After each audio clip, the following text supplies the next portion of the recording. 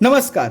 10th SSC बोर्डाची exam जवळ आली आहे. प्रिपरेशन प्लॅन आपण समजून घेत होतो. S1 आणि S2चा प्रिपरेशन प्लॅन समजून घेतला.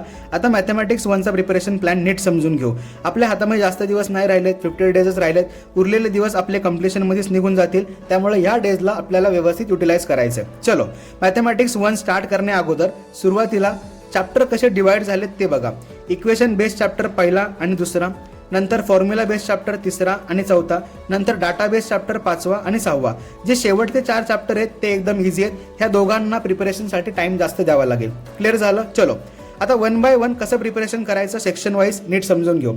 सुरुवातीला बघा, इक्वेशन बेस्ड जे चॅप्टर्स आहेत त्याच्यामध्ये मेथड्स आणि त्यांच्या स्टेप्स महत्त्वाच्या आहेत. स्टेप पक्क्या झाल्या तर मेथड पक्की होईल. मग ते करण्यासाठी ॲटलिस्ट 10-15 सम सॉल्व करा. आता त्याच्यानंतर महत्त्वाची स्टेप, एलिमिनेशनचे सम क्रॅमर्सनी सॉल्व करा, क्रॅमरचे सम एलिमिनेशनने सॉल्व करा. मेथड पक्की होऊन जाईल. त्यानंतरच वर्ड प्रॉब्लेमला हात लावा. डन.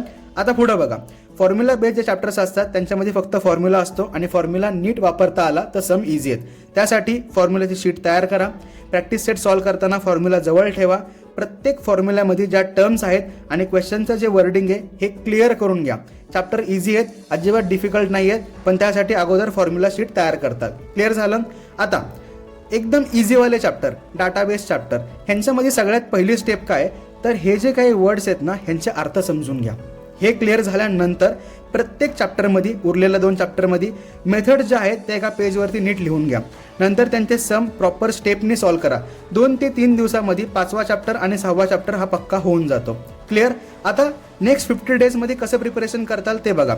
मी या ठिकाणी काय केलं बघा, चॅप्टर्स लिहिलेले आहेत आणि चॅप्टरचे प्रॅक्टिस सेट आणि किती दिवस लागले पाहिजेत ते लिहिले आहेत.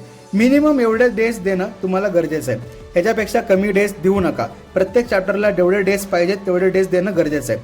मग 24 डेजमध्ये प्रिपरेशन होईल. 26 डेजमध्ये तुमची रिव्हिजन होईल.